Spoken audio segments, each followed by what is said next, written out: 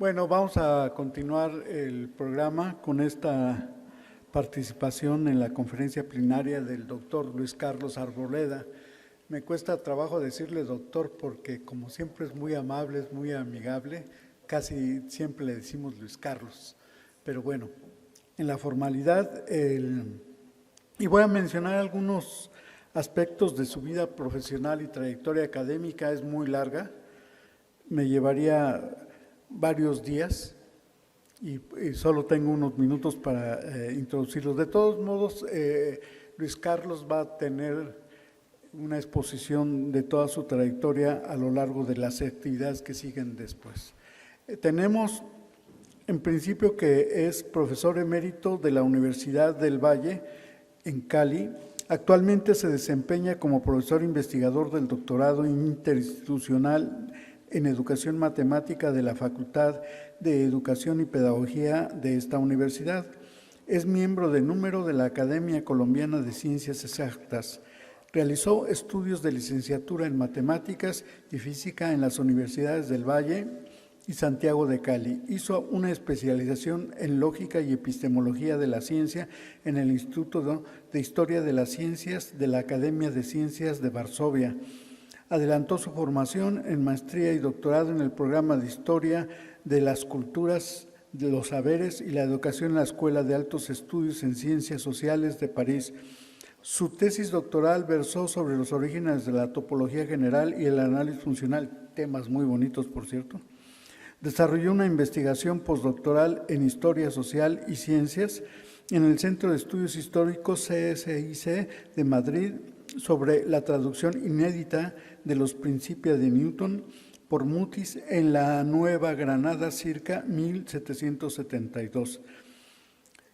Es autor de muchísimos libros, muchísimos artículos, de capítulos de libros, en fin, ha tenido una participación académica muy grande. El doctor Arboleda ha obtenido la distinción de investigador emérito en el Colciencias en 2018, profesor honorario de la Universidad del Valle en 2010, es asesor del Comité Interamericano de Educación Matemática del CIAEM, la Red de Educación Matemática de América Central y el Caribe, REDUMAT, y el Grupo de Estudio Internacional sobre Relaciones entre Historia y Pedagogía de las Matemáticas, HPM, afiliados a la Comisión Internacional de Instrucción Matemática, ICMI.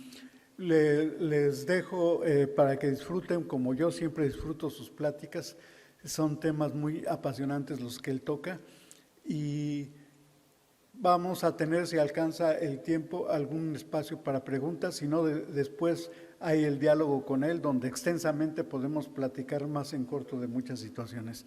Muy amables. Lo dejo con el doctor Arboleda. Yo desde abajo te señalo.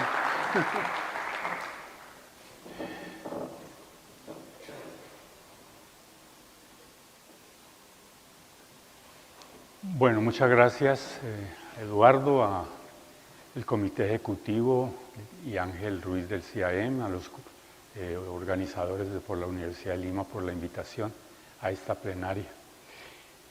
Como ven, voy a tratar de hacer una expedición sobre temas de la práctica matemática desde la perspectiva histórica, dentro de la concepción que nosotros aplicamos en el grupo de Cali y en el doctorado interinstitucional de educación matemática, y ver cómo es posible plantearse algunas consideraciones pedagógicas con base en esos enfoques de historia y filosofía de la práctica matemática.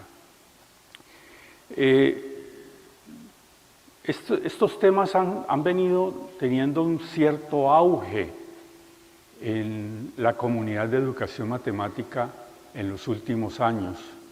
Un punto clave para mí es la publicación en noviembre del 2020 de un número temático del Centralblatt für Didaktik der Mathematik, el ZDM, sobre esto justamente, sobre los problemas de práctica matemática de producción de conocimientos y de divulgación de conocimientos y conexiones pedagógicas con la práctica en educación matemática, las prácticas profesionales del docente. Ese número está ahí, es muy importante a mis juicios. Los organizadores del número en la introducción hacen un balance del interés que revistió en ese momento para el Centralblatt incorporar ese número temático dentro de los temas que siempre el Centralblatt tiene como para fijar trayectorias investigativas fundamentales en el campo de la educación matemática a nivel mundial. De manera que me amparo en ese punto, me amparo en ese criterio de legitimación de este tipo de temas que probablemente aún están empezando a esbozarse en el caso de nuestros países. Sin embargo, viéndolo bien, aquí en este congreso se han presentado al menos 2, 3 ponencias de estudiantes doctorales y de doctores jóvenes recientemente egresados sobre este tipo de enfoques, en particular John Bello de nuestro grupo del doctorado interinstitucional de matemáticas y Weimar Muñoz, el uno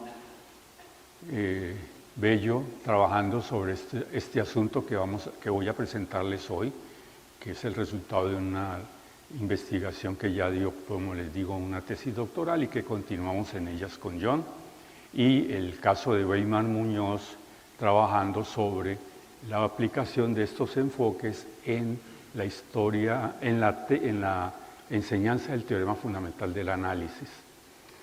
Bueno, recomendaría también mucho a los interesados en este enfoque tener en cuenta en el número de noviembre de 2020 del Centralblatt für Didaktik de Mathematik el artículo de Amami, en donde se hace un planteamiento programático de cómo podrían desarrollarse investigaciones que ligaran estas dos esferas de la investigación, la historia de la filosofía y de la práctica matemática y los usos pedagógicos de esa historia en la formación de docentes. Bueno, sin más, quiero hacer un pequeño resumen de qué es lo que vamos a tratar. Vamos a referirnos sobre todo a un momento crucial en la introducción de la geometría algebraica de Descartes en el siglo XVII, en particular a través de los comentarios de Van Schooten a esa geometría, mostrando de que en esos comentarios se abre verdaderamente la opción de darle a la geometría de Descartes esa apertura que va a tener en los siglos próximos como, digamos, una teoría que va a fundamentar las matemáticas modernas, y hay un cambio paradigmático que no se podría haber solamente conseguido con base en la geometría de Descartes, y que tenía que aparecer una escuela, la escuela de Leiden, y muy particularmente su cabeza visible, Van Schooten, para tratar de darle a esa geometría una orientación precisa que la acercara a los públicos especializados en ese momento en Europa, en Francia, en Europa occidental. Y sobre todo para destacar en la geometría la novedad del método cartesiano y muy precisamente cómo ahí se estaban sentando las bases para la fundamentación de la teoría de curvas algebraicas. Por otro lado, ¿no?, volviendo a esto del enfoque de la historia, ¿qué enfoque de la historia y filosofía de la práctica matemática interesa ante todo para abrir posibilidades pedagógicas de su uso e incluso de su aplicación en estrategias didácticas y formación de docentes? Está el concepto de diagramas, ¿no?, al cual Amami en el libro en la revista de la Central Black le dedica bastante tiempo. La metodología para el trabajo sobre los diagramas aparecería como un puente entre la historia y la pedagogía.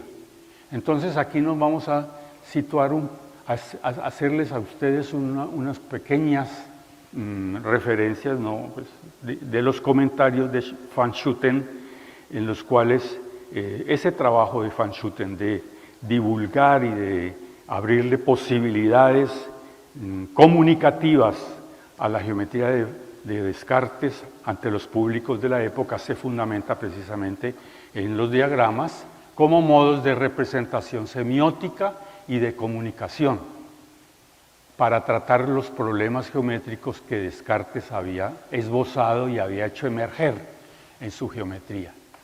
Bueno,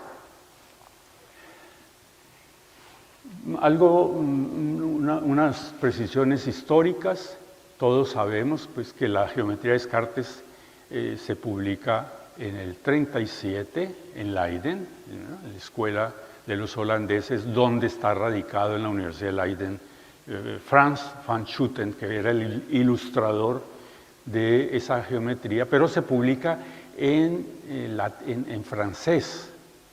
Y eso le restaba en la estrategia comunicativa de la obra, como lo entendió Van Schooten, le restaba alcance a la difusión del método cartesiano y a la conquista de públicos para adelantar el paradigma cartesiano, para socializarlo, para desarrollarlo.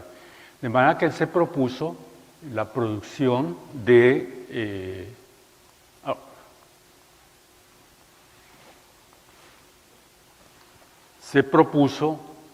Van Schooten un trabajo de largo aliento de producir una segunda edición, pero en latín, ¿no?, es decir, el idioma científico de la época, y le agregó a esa edición sus comentarios que te proponían, como lo voy a mostrar, pues aclarar lagunas, aspectos oscuros, a veces enigmáticos, falta de precisión y de rigor en algunas propuestas de Descartes,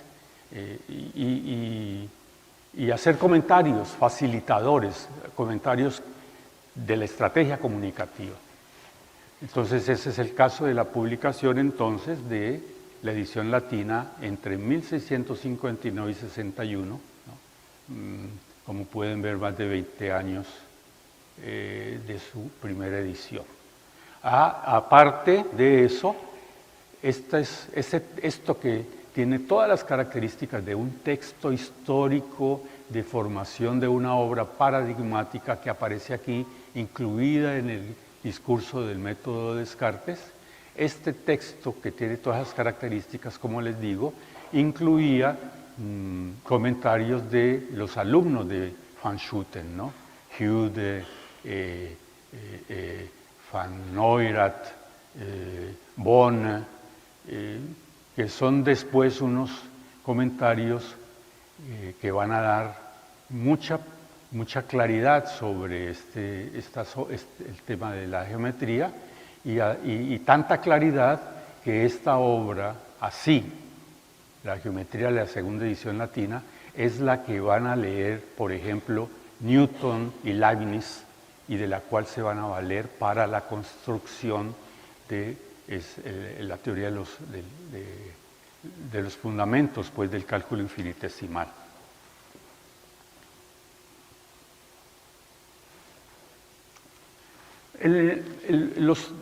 Un género de trabajos que no tengo por qué insistir en ello se ha convertido en un enfoque fuerte en la investigación histórica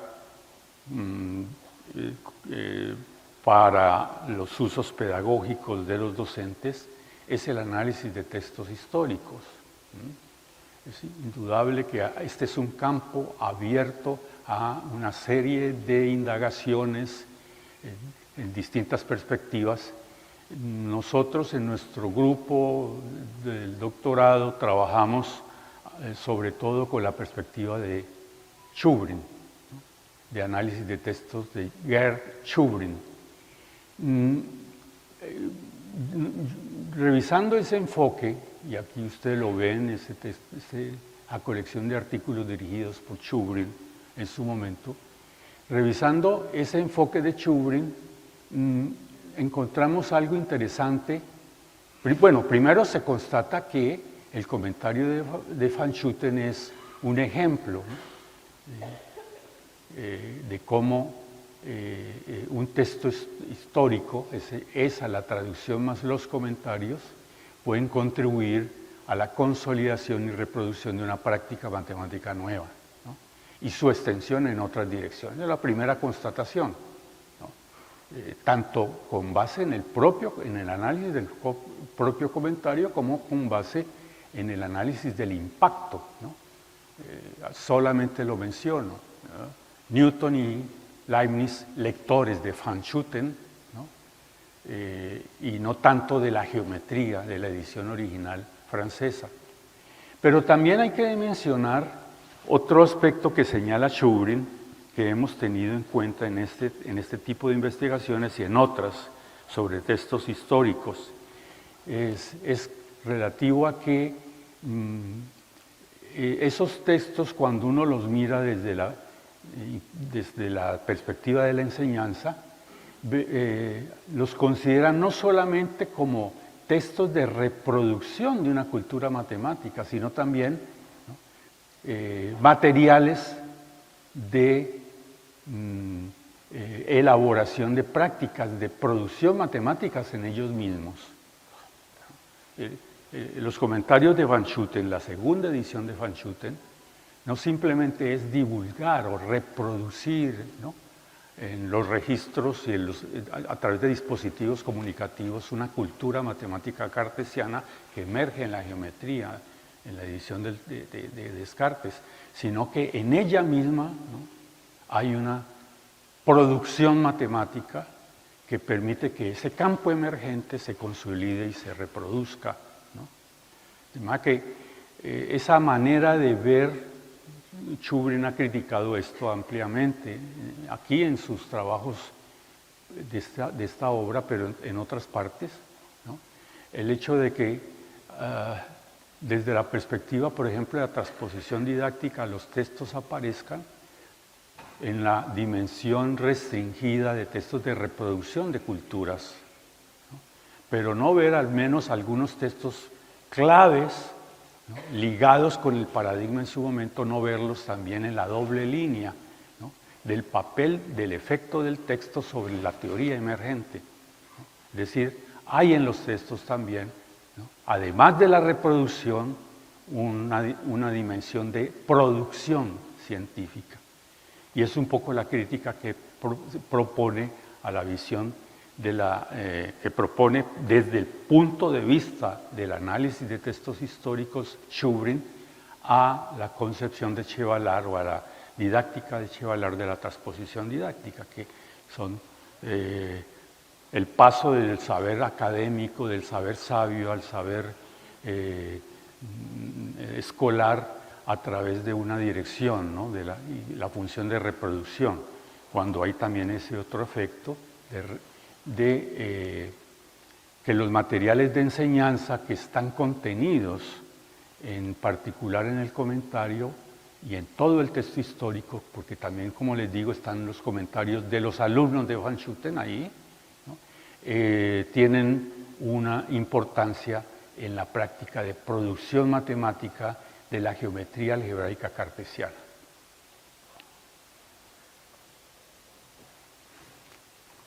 Bueno, en cuanto a los diagramas, o el enfoque diagramático que tienen el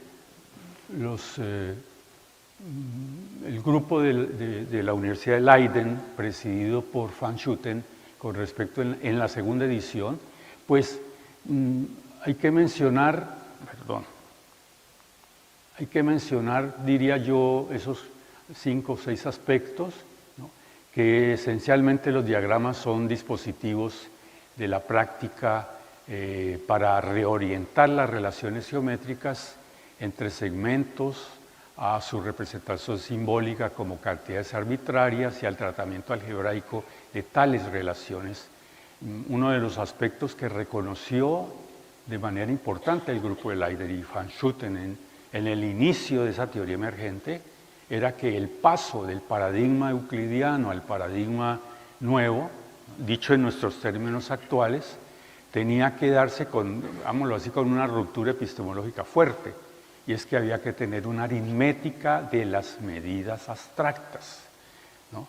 Que permitiera, por ejemplo, resolver problemas lógicos de propiedades operacionales que tenía la geometría euclidiana, como el de que las operaciones aditivas y multiplicativas con magnitudes no eran clausurativas, y por otro lado que era necesario para pensar en algebrizar la geometría, moverse en un mundo de magnitudes, de segmentos de naturaleza cualquiera, no simplemente segmentos de líneas, sino de naturaleza cualquiera. Eso es un paso muy importante que lo destacan en sus comentarios, lo destaca claramente Van Schooten, y que va a dar posibilidades de que una nueva cultura emerja, ¿no? En distinción, pero sobre los hombros de la cultura anterior euclidiana, de geometría euclidiana. Por otra parte, esta es función de los diagramas, porque los diagramas se mueven en ese campo, los diagramas de la geometría algebraica de Van Schooten, pero también los de Descartes, sino que lo enfatiza Van Schooten, se mueven en ese campo de utilizar diagramas tanto para justificar el ascenso de la teoría de la geometría de lo euclidiano a lo algebraico, como un campo de operación de lo algebraico, pero también el diagrama cumple una función en el cálculo algebraico, ¿no? Es decir, ya en el establecimiento de operaciones sobre ese mundo de magnitudes abstractas y en la algebrización de esas operaciones, ¿no? A través de un lenguaje de la doble escritura, como llamamos, por un lado de variables y por el otro lado de coeficientes y parámetros, ¿no? Es en ese marco que los diagramas funcionan, son soporte de ese doble movimiento, ¿no? En la geometría, de la geometría algebraica en el caso de Van Schooten. Y en fin, el diagrama apunta en última instancia, en el caso del método cartesiano, como lo entienden Van Schooten, lo entienden bien y lo interpretan bien, es a producir mediante el método analítico la ecuación algebraica que permita identificar el lugar geométrico. Y producir esto mediante el método analítico, insisto en ello, ¿no? Es decir, destacar ese hecho raro que hacía difícil, que hacía confuso la recepción de la geometría cartesiana en su momento, de que ahí está actuando una filosofía de la práctica matemática cartesiana, la filosofía del análisis y la síntesis, ¿no? Análisis para producir a partir de una geometrización simbólica abstracta de las medidas,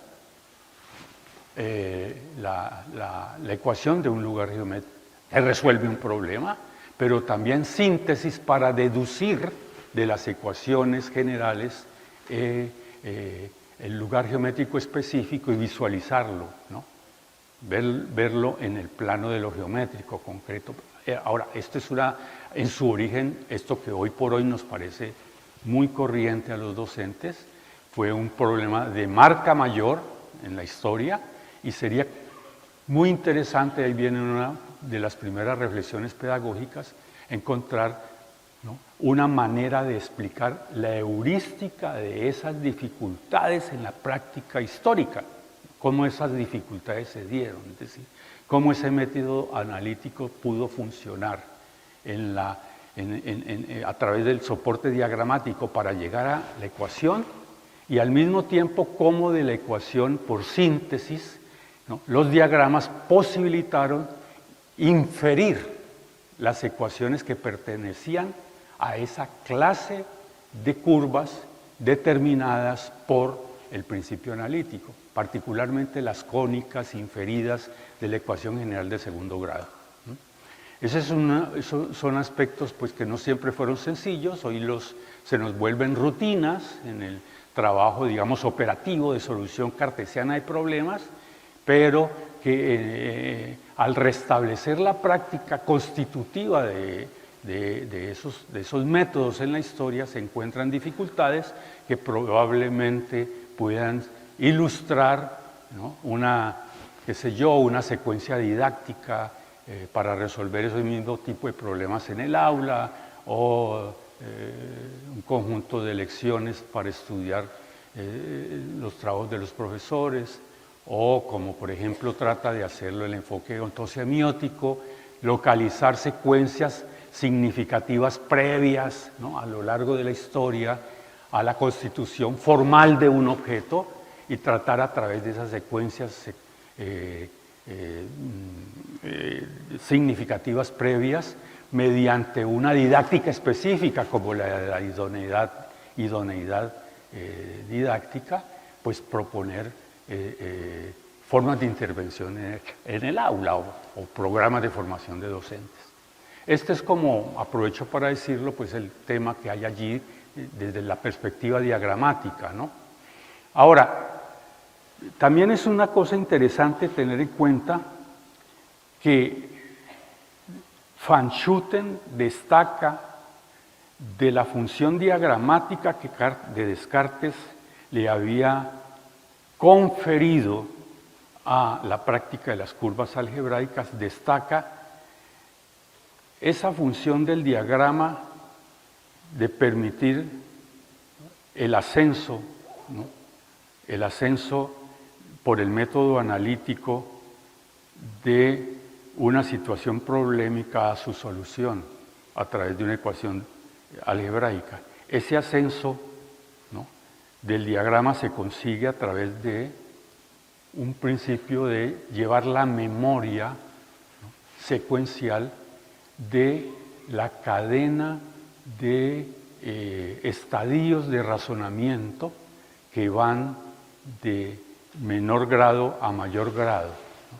Esa es una función clave del diagrama y el estudioso de los comentarios de Van Schooten encuentra con que él está muy interesado en que eso lo entienda la gente, que parte de la oscuridad que se le reprochaba a Descartes, por ejemplo Roberval o Huygens, ¿no?, en grandes polémicas y debates le reprochaban esa oscuridad. Parte de eso era el no poder capturar, ¿no?, esa metodología del procedimiento analítico. Así que el diagrama tiene esa función central en Descartes, ¿no? Es un camino de una cierta síntesis inductiva, que hacia atrás es síntesis, ¿no?, porque va permitiendo que el encadenamiento de saberes y técnicas que se van escalando se mantenga y se visualice allí, pero también es inductiva, porque son actos intencionales, ¿no?, que van llevando en los distintos estadios a un mismo propósito. El propósito es encontrar el principio analítico que justifica todo ese esfuerzo de determinar las características, de traducir las características geométricas del lugar geométrico en su principio analítico, en su ecuación. Entonces, es ese aspecto de síntesis interesante del diagrama. Y otros dos aspectos de síntesis, digamos, característicos del diagrama cartesiano, que destaca Van Schooten en su edición, en su segunda edición, son los siguientes. El uno tiene que ver con que el diagrama favorece un principio de identidad, llamémoslo así.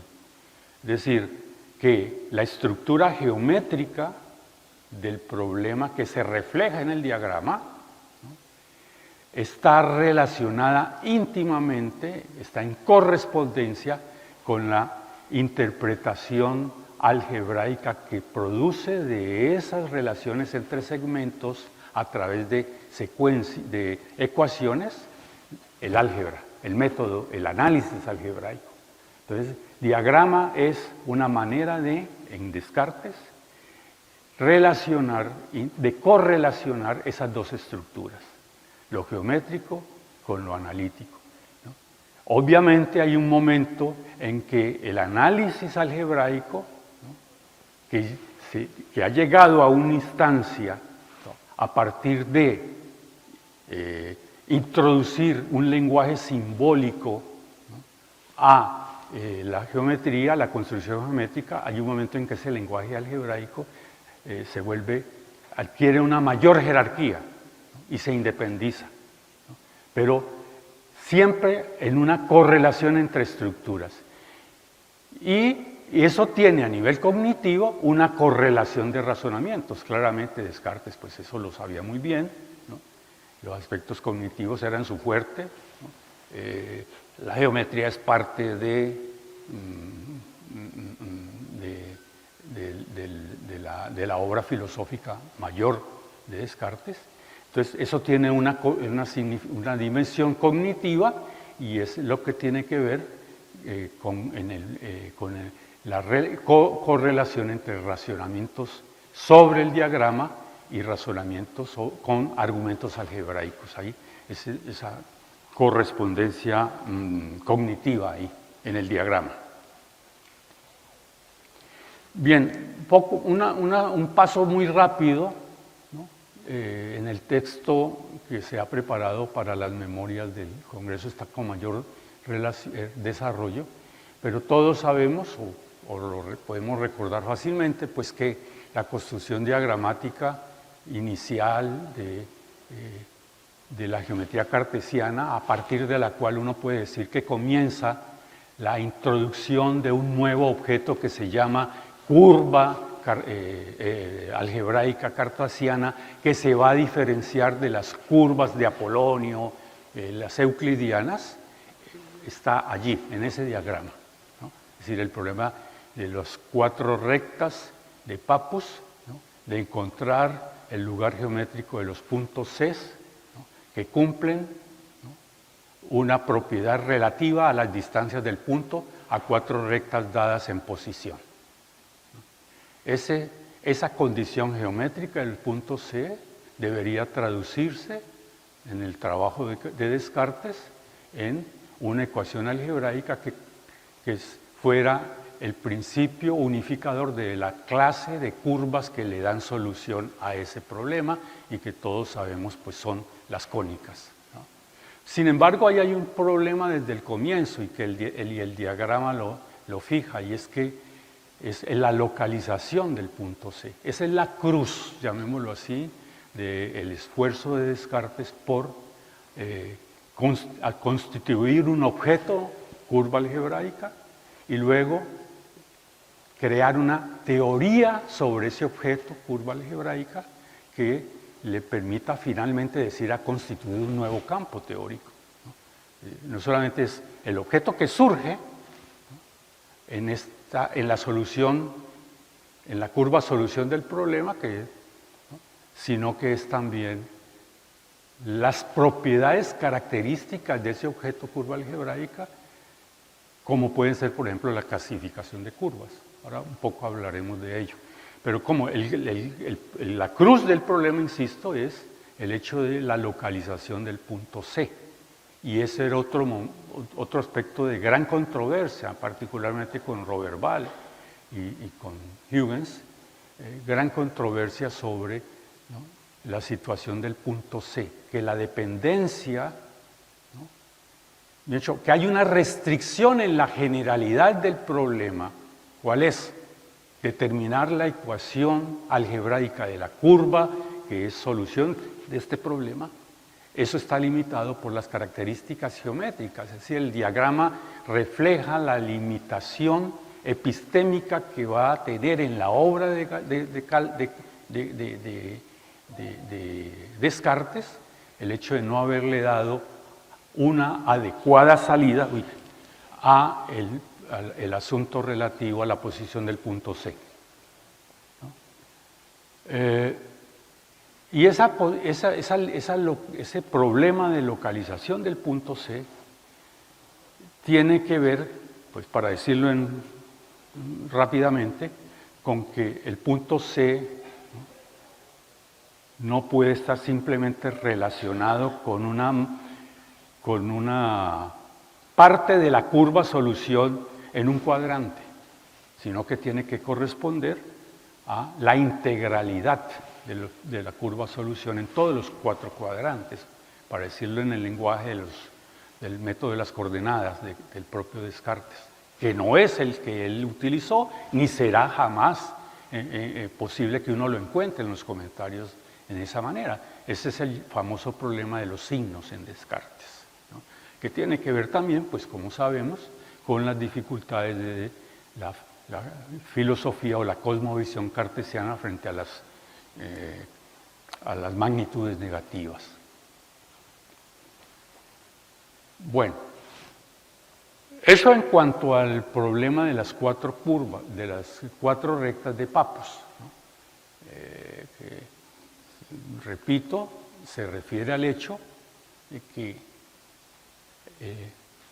solucionando ese problema se introduce el objeto curva algebraica por primera vez, emerge un nuevo campo epistémico que es el de la geometría cartesiana, ¿no?, diferenciándose de la geometría euclidiana. Las configuraciones de rectas y la configuración geométrica del problema, ¿no?, va a poderse luego interpretar en términos de una ecuación general la ecuación general de segundo grado en X y en Y, ¿no?, que caracteriza la clase de curvas que dan solución a ese problema, que son las cónicas de Apolonio, ¿no? Pero pues decirlo así desde la perspectiva actual es sencillo, pero mirarlo históricamente es encontrar, ¿no?, todos los problemas heurísticos complejos que están relacionados con ello, y el diagrama en el medio de todos ellos.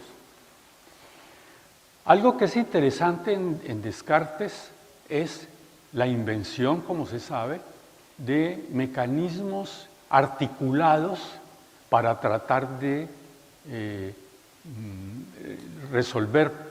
encontrar lugares geométricos, trazar curvas, ¿no? Esto es importante, y ahí hay un género de diagramas que también tienen que ver con ello, que son considerados y comentados de manera pormenorizada por Van Schooten en su obra, en los comentarios, ¿no? Y particularmente tenemos allí el hiperbológrafo, ¿no?, que permite generar una curva por la intersección de 2 rectas, la recta GL, como están viendo ustedes, y la recta CK, ¿no?, van dando lugar a los puntos que marcan la trayectoria de esa rama de la hipérbola, ¿no? Y el diagrama del artefacto pues sintetiza las propiedades de las curvas, porque podemos observar que se generan ahí dos triángulos, ¿no? Tenemos 2 triángulos, estos, en donde el principio que Descartes más utiliza de la geometría euclidiana, que es el principio de Tales, las proporcionalidades le permiten a él establecer traducir proporcionalidades a partir del lenguaje simbólico de la doble escritura en ecuaciones y relacionar ecuaciones lineales para obtener la ecuación general de segundo grado. Así que las proporcionalidades de estos triángulos y las proporcionalidades de estos otros dos que están reflejándose, emergiendo del diagrama, le van a dar a él la posibilidad de definir, despejando una de las dos incógnitas, la ecuación de la curva. Entonces, es ese mecanismo articulado del hiperbológrafo que mejor le permite a él mostrar, ¿no?, cómo el lugar geométrico se puede construir para todos los puntos de la curva, no para ciertos puntos que están en un cuadrante, sino mostrar, digamos, la propiedad universal en que el punto genera la curva, ¿no? Es muy interesante que sea un dispositivo, un artefacto, ¿no?, geométrico el que le permite eso a él. Y esto, como les digo, es parte de las explicaciones completas que sobre el asunto produce Van Schuten y sus alumnos en el comentario, en los comentarios a la geometría de Descartes. Ya van viendo ustedes cómo estos comentarios en asuntos claves como este, ¿no?, le agregan valor, ¿no?, a la producción matemática cartesiana.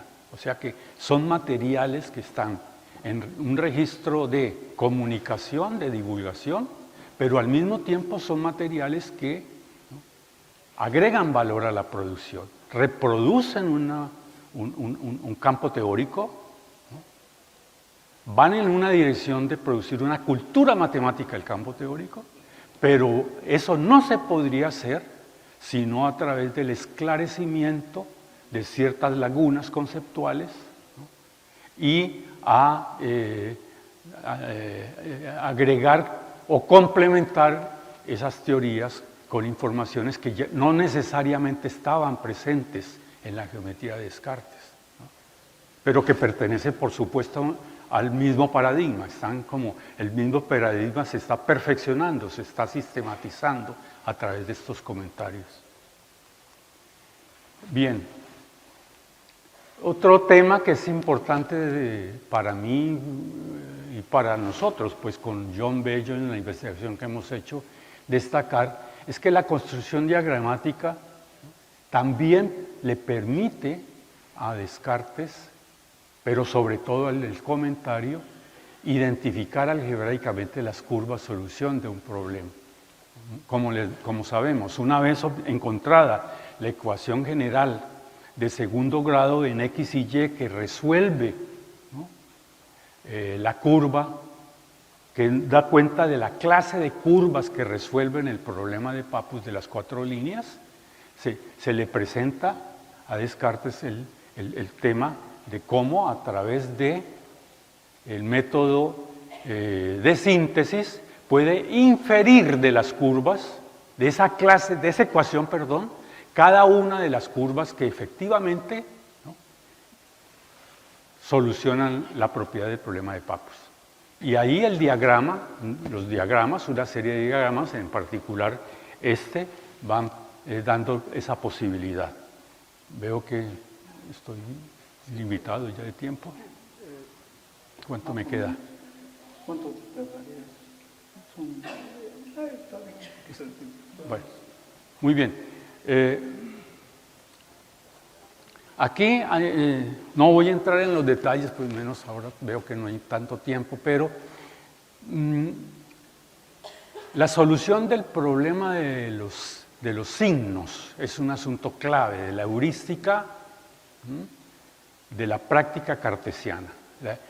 Descifrar la heurística de la práctica cartesiana que permitió, ¿no?, inferir de la ecuación de segundo grado, ¿no?, las curvas concretas, las cónicas de Apolonio que resuelven el problema de Pappus. Descifrar esa heurística es ver cómo fue que se trató el problema de los signos, ¿no?, no solo desde la perspectiva del diagrama, ¿no?, de la situación de puntos entre dos extremos, ¿no?, en el medio, fuera de uno, mayor que el uno, menor que el otro, ¿no? No solamente en forma diagramática, pero con soporte diagramático, cómo se interpretan sobre los coeficientes de la ecuación, ¿no?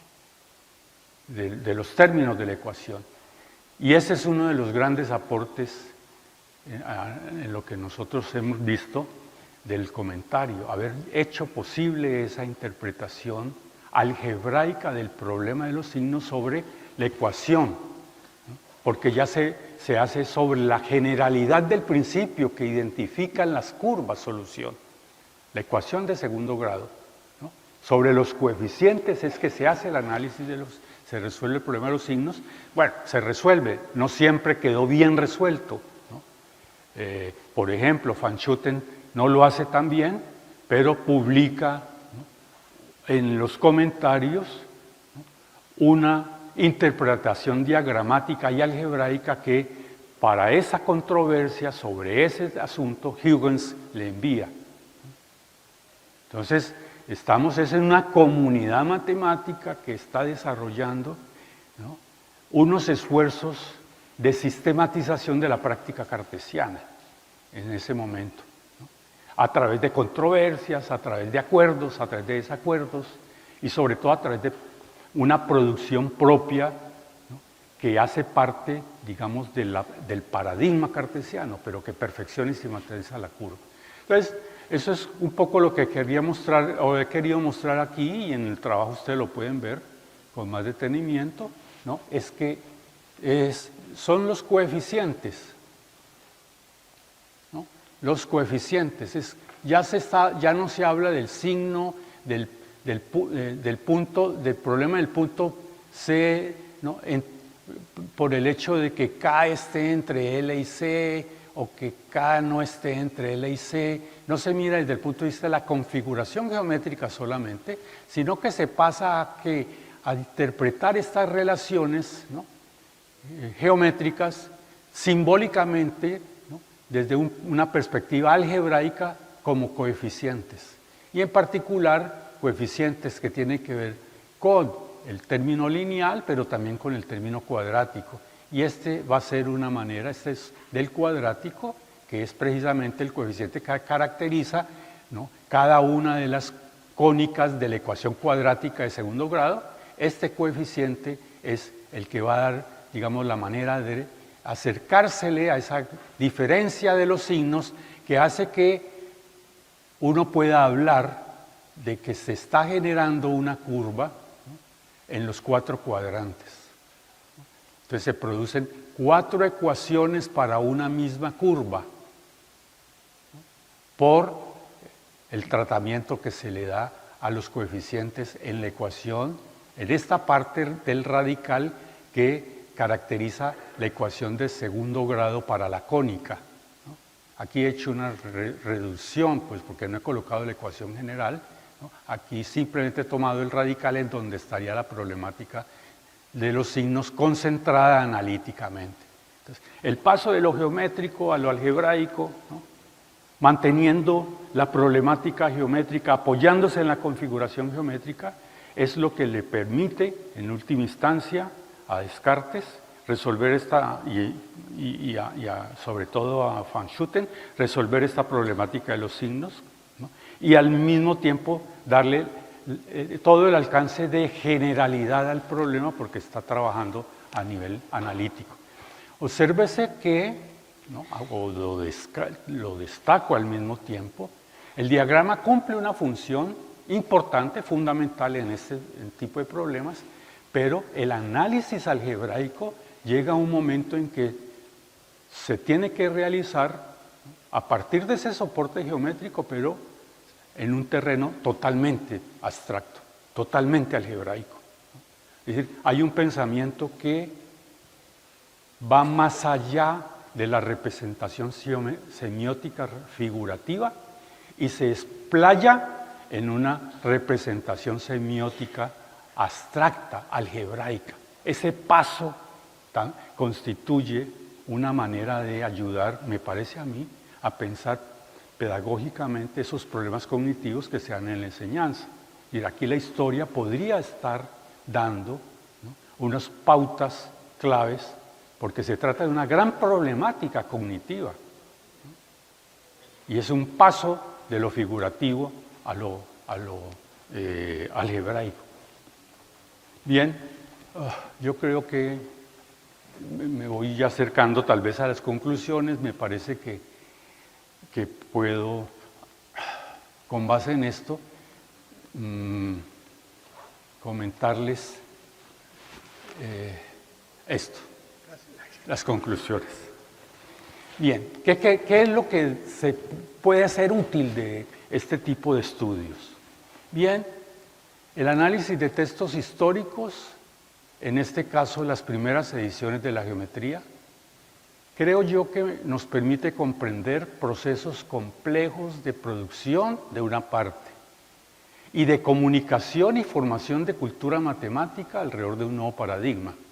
Aquí la teoría de curvas algebraicas, entre las diapositivas, pero a los interesados les sugiero en el documento mirar que en el caso del hiperbológrafo se emerge una problemática interesante que tiene que ver con la clasificación de curvas, ¿no? Ese esfuerzo que hizo Descartes desde su inicio en mostrar que no se podía, ¿no?, simplemente contentar con encontrar la ecuación general del segundo grado, sino estudiar sus propiedades. Y estudiar sus propiedades a través de ese método que él propuso de examinar por pares los grados de una ecuación de las curvas, ¿no? Entonces clasificó en un primer grado, o especie como él llamaba, las curvas de primer grado y de segundo grado, ¿no? Luego asciende lógicamente a un segundo nivel de curvas de tercero y cuarto grado, ¿no? Y así sucesivamente. No fue sencillo, el asunto no entró, de la clasificación no entró de una. Tuvo problemas con ciertas parejas de impares, pero introdujo eso. Las curvas no solo eran para solucionar un problema de lugar geométrico, las curvas eran para constituirlas como objeto a través de crear una teoría abstracta de las curvas, como la clasificación general de las curvas. Cuando uno mira la importancia del teorema fundamental del álgebra, ¿no?, a través, por ejemplo, de los esfuerzos de Gauss, entiende de que no habría sido posible que se llegara allá si previamente, en el caso en que emerge el nuevo paradigma de la geometría cartesiana, no se hubiera dicho o no se hubiera establecido que había necesidad de caracterizar las curvas por su grado. Es muy interesante esto también para estas secuencias de saberes significativos previos, ¿no?, que, por ejemplo, estudia el enfoque de EOS, ¿no?, desde la perspectiva de la historia. Bien, la estrategia comunicativa de Van Schoten en cuanto a la divulgación y enseñanza de las ideas cartesianas se dirigía a satisfacer las necesidades de un lector interesado en conocer la nueva geometría, pero también se orientaba a realizar las tareas de perfeccionamiento del método que Descartes había dejado planteado en su obra. Tercera conclusión interesante, me parece a mí: la interrelación entre la función pedagógica y la función epistemológica en la edición de Van Schoten contribuyó sin duda a la amplia difusión y recepción de esta edición y a su rápida apropiación en otros dominios de la práctica matemática. Siempre se da el ejemplo de la lectura previa de la geometría cartesiana de Leibniz y de Newton sobre la segunda edición comentada, no sobre la primera edición en francés. En los comentarios se evidencia el papel del diagrama en el proceso constitutivo de la curva algebraica a partir de la configuración geométrica del problema de Pappus. Se destaca la función del diagrama como red conceptual que permite pasar del análisis puntual de la curva a una expresión algebraica que representa todos los puntos de la curva mediante la caracterización de su posición relativa a partir del uso de las rectas que se tocan como ejes. Obviamente, aquí hay un problema de fondo grande en el pensamiento cognitivo, es cómo es que uno puede llevar a los alumnos, ¿no?, o a los profesores a los cuantificadores lógicos, ¿no? Entonces el diagrama aquí nos muestra que, ¿no?, el esfuerzo que se dio en toda esta heurística que les he esbozado en poder de verdad llegar a un punto en el cual uno puede decir que está resolviendo el problema del lugar geométrico para todos los puntos que generan, todas las posiciones del punto C que generan la curva. Bueno, eso es todo. Muchas gracias. Gracias, Luis Carlos. Siempre nos deja muchas preguntas y muchas motivaciones para seguir leyendo sobre las trayectorias que él nos está indicando a lo largo de esta presentación. Siempre nos deja muchas cosas por decir, pero las van a poder decir en el diálogo, porque tenemos un espacio con Luis Carlos de 5:30 a 7 en el aula I1 en el 403. Ahí los interesados pueden tener un diálogo más cercano con Luis Carlos y seguramente nos va a inquietar más porque nos va a hacer tener más cuestionamientos e intereses sobre la historia y su función dentro de la enseñanza de la matemática. Le agradecemos mucho, démosle un aplauso, por favor.